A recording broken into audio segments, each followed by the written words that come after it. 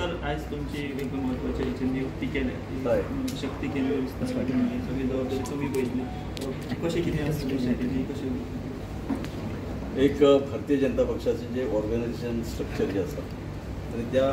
organisation स्ट्रक्चरच्या माध्यमातून तो पक्ष पुढे होता पुढे पळता असताना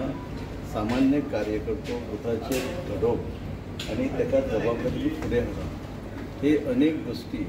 हे आमचे बूथ सशक्तीकरण अभियानाच्या अंतर्गत आम्ही करतले साहजिकच तुम्ही विचारले की सबंद गोयची जबाबदारी म्हाज्या दिला काही ना म्हाका काम करपाची खूप सवय अनुभवय आसा ही जबाबदारी दिली म्हणजे काम हांव म्हणजे व्हडलें टेन्शन ना कारण ह्या गोंयांत तुमकां खबर आहा 40 मतदारसंघ आहात सावथाक 20 आनी नॉर्थाक 20 आनी टोटल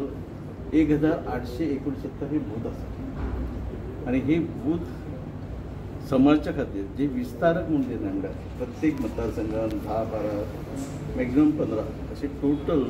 479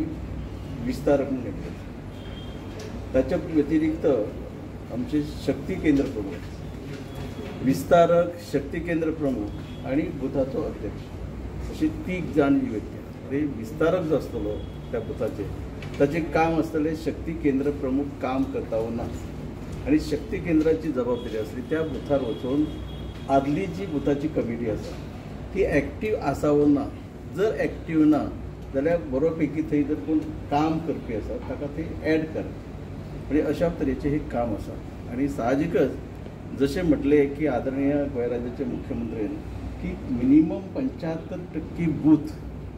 येणाऱ्या लोकसभेच्या इलेक्शनाक आमकां म्हणजे मॅक्झिमम मतां दितात अशी 75% बूथ आमकां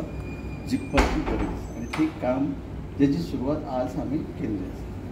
सो म्हणजे पयली बूथ मागीर शक्ती केंद्र प्रमुख आणि मागीर निमंत्रक अशी 3 चेन आसता ना विस्तारक म्हण आसा विस्तारकाचे खाला शक्ती केंद्र प्रमुख आणि शक्ती केंद्र प्रमुखाक प्रत्येक मतदारसंघातली 3-4 बुथाची जबाबदारी जाली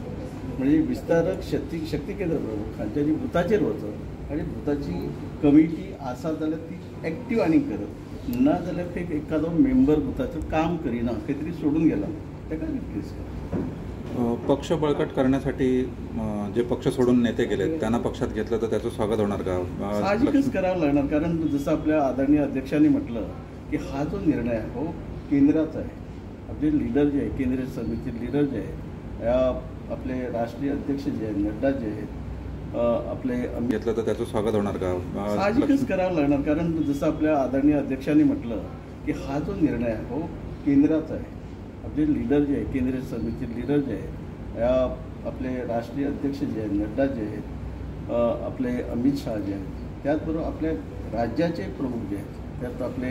पक्षाचे अध्यक्ष वेगवेगळ्या राज्याचे आदरणीय मुख्यमंत्री हा त्यांचाच निर्णय आहे आणि साहजिकच पक्षात जो येतो त्या आम्हाला स्वागत करावंच लागतं डेफिनेटली करावंच लागणार कारण पार्टीचा निर्णय असणार ना तो जर पार्टीत आले तर पक्षाला फायदा होईल हे बघा पक्षाला फायदा आणि तोटा हे मी सांगू शकतो तुमच्या मतदारसंघात आहेत आमच्या मतदारसंघात साहजिकच त्यांच्याबरोबर काही जुने कार्यकर्ते अजूनही आहेत जर ते पक्षामध्ये आले तर नक्कीच मांद्रे मतदारसंघात आणखी ताकद वाढणार आहे तुम्ही स्वागताक तयार असा डेफिनेटली करावंच लागणार पक्षाच्या हितासाठी हेच पाहिजे होतं